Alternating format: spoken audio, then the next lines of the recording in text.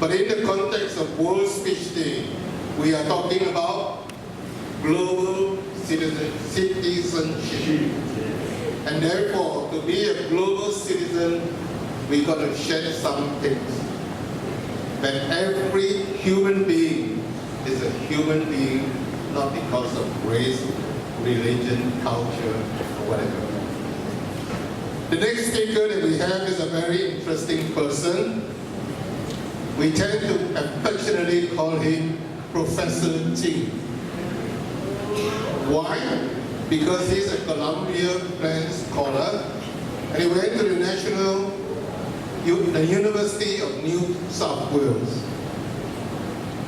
This gentleman, for most of you who are in Toastmasters, you will know him very well because he's a distinguished Toastmasters. For those who know him in Rotary, you also probably know that he's the first president in Rotary E Club 3310 to set the precedent that we have a president who do 2 years term. So ladies and gentlemen, let us welcome Professor ChingKwockWing. The title is With Globalisation. With Globalisation, ChingKwockWing.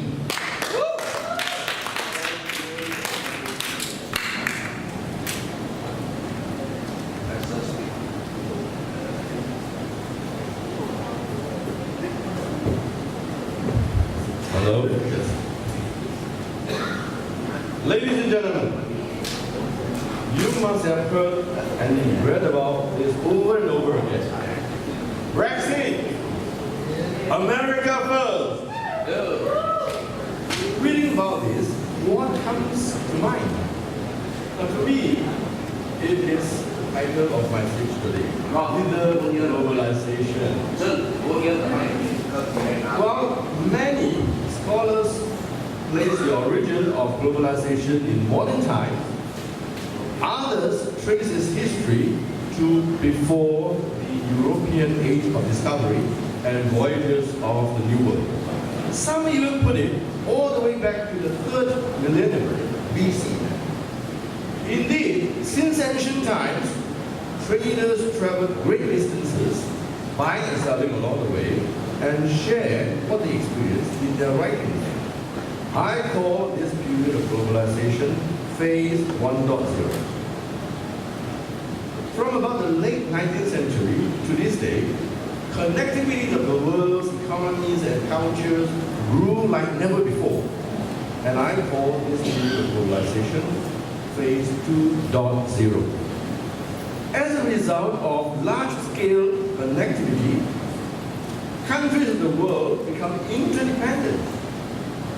Economic globalization has changed the world permanently. New concepts such as globalized trade, outsourcing, offshoring, supply chain management, and so on are changing the way business organizations behave. At the same time, it is also changing the way mankind make a living and live their lives. The process of economic globalization has helped in varying degrees many developing economies to move up the rank of economic development. China would be a very, very good example. China is said to be the biggest beneficiary of globalization. In a little more than a quarter of a century, China rose from a third world country to become the second biggest economy of the world. Today, China is no more a developing country. It is even viewed as a threat to developed economies for dominance. How did China do it? By managing national pace of change and speed of liberalization on their own, China is able to achieve economic development and close the technological, capital, and knowledge gaps. Through a One Belt, One Road initiative, China is poised to make substantial foreign direct investment in developing economies and third world countries. This is a development strategy. that focuses on connectivity and cooperation between Europe and Asia, and China will take a greater role in global affairs to coordinate manufacturing capacities with other countries. China is a shining star in this phase 2.0 of globalization, taking economic globalization to new heights never before known to mankind. But although economic growth and incomes in developing countries are rapidly increasing and consumer prices reducing, the benefits are not distributed equally to the people. A small percentage of the people gets a lot more, and a large majority of the people gets a lot less. This same disparity is also evident in the developed economies. Ironically, who invented outsourcing, offshoring. As a matter of fact, the gap of disparity is getting bigger and bigger as globalization is moving forward. The model behind this market ideology attributed to Adam Smith is not working. He argues that market forces drive the economy to efficient outcomes as seen by an invisible hand. Well, Mr. Smith, your conclusion is incorrect. In fact, with modern theory in economics, we have discovered that whenever information is imperfect, market incomplete, then the invisible hand works most ineffectively. In recent years, a movement against globalization, we call it anti-globalization, is emerging in the developed economies. It is a social movement critical of the globalization. It is a sentiment against large multinational corporations having unregulated power in deregulated financial markets, engaging in unethical practices, causing negative impacts on lives of people all across the world, causing, specifically, multinational corporations are seen to be maximizing profits, which benefits only a small percentage of the people, but at the expense of the large majority. The term anti-globalization may be misleading because many of the activists do not actually oppose free movement of goods, capital, services, technology, and information. What is being sought after is a form of global integration that better provide for advancement of human rights, democratic representation, fair trade, and sustainable development. Brexit, America first. Ladies and gentlemen, we are now entering globalization phase 3.0, tightened or seatbelt. I do hope the world leaders who came into power riding on this sentiment of anti-globalization know what they are doing in their attempt to reverse the course of globalization. I thank you.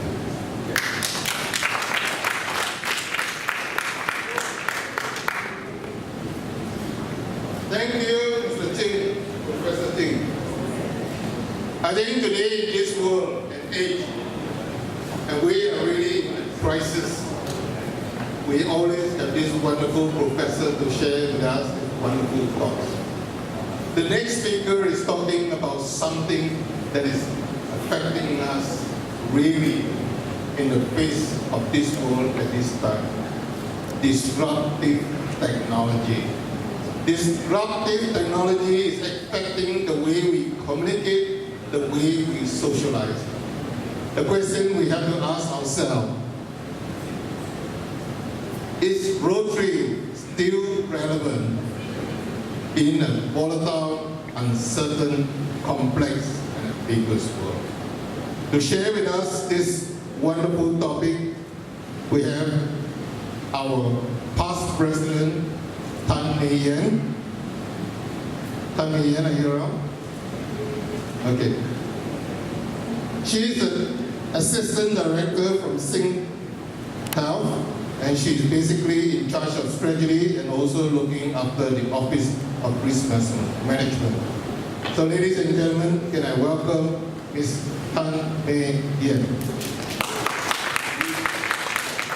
Staying relevant in a VUCA world, Ms. Tan Mei Yan. Thank you, Sing, for the kind introduction, and a very good evening to everyone here. I'm going to speak to you tonight about a very VUCA world.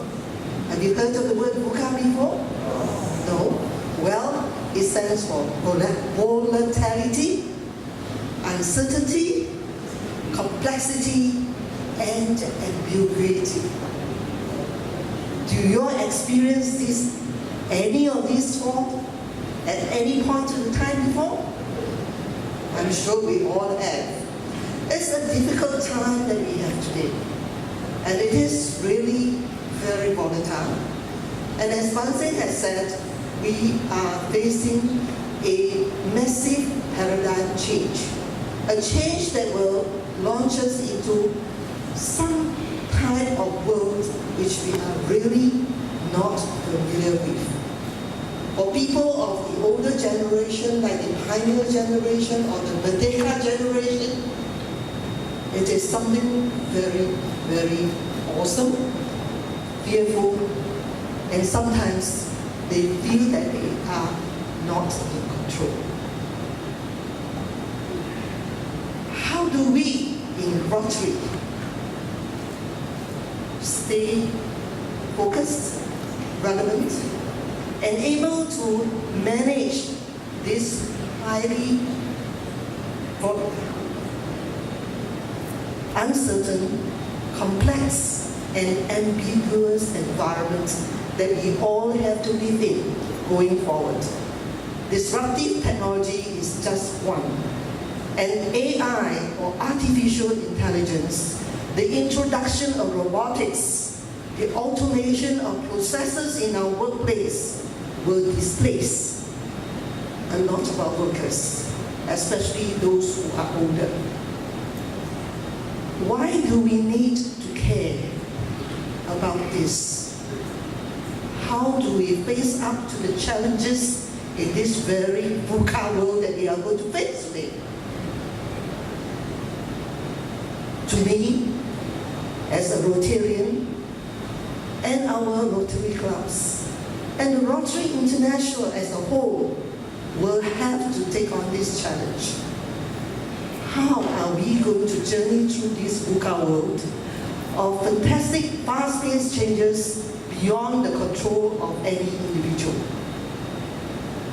If we do not change, if we do not adapt ourselves to the upcoming technological change that will drive every aspect of our life. Just take a look around us today. We have driverless trains already on our tracks. We will soon be having driverless cars on our road. We will have people looking at us at every corner of the street, as it is already happening in China. Our every movement will be monitored. Our every speech, every act may be recorded. How are we going to face up to this? What can we do as Rotarians? I would like to suggest that we stay true to the four-way test of Rotary. By asking ourselves in every decision and every action that we take, is it the truth? Is it fair to everyone concerned?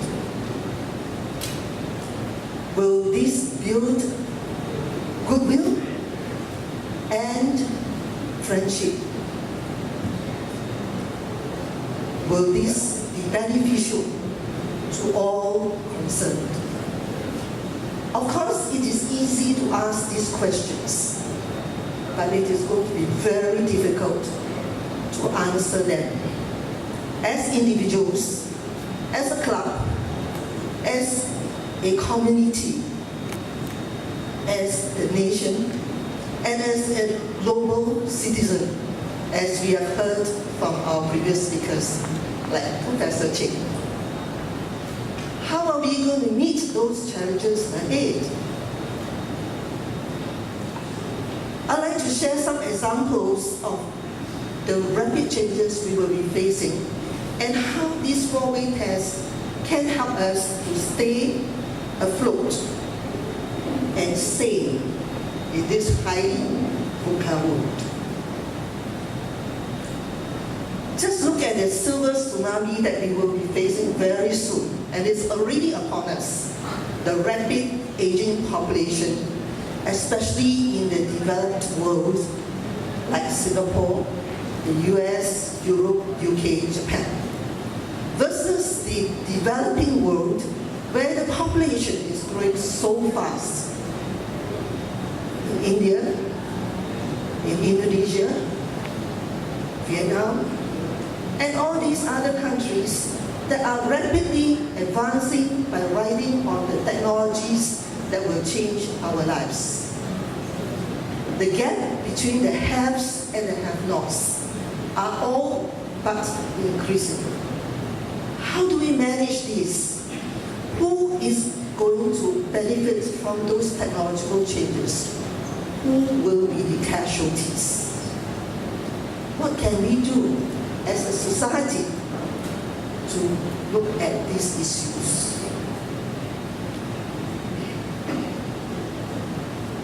We are extending in Singapore the retirement age. We say we have to employ our older workers. But at the same time, we have to consider the costs of operations of the businesses who will have to employ them. How do we balance? What is the truth? What is fair? How do we build goodwill? How do we enhance friendships? How do we make sure that everyone can feel that they are beneficiary of the changes that are being proposed? Is it fair for us to expect our elderly in the 70s and 80s to continue working in industries that they can work in? How many of those in the 70s and 80s are educated enough to take on the highly technical, skilled-based jobs that we expect them to do? Where do they end up? Pushing carts, washing dishes in our hawker centers. Is this fair?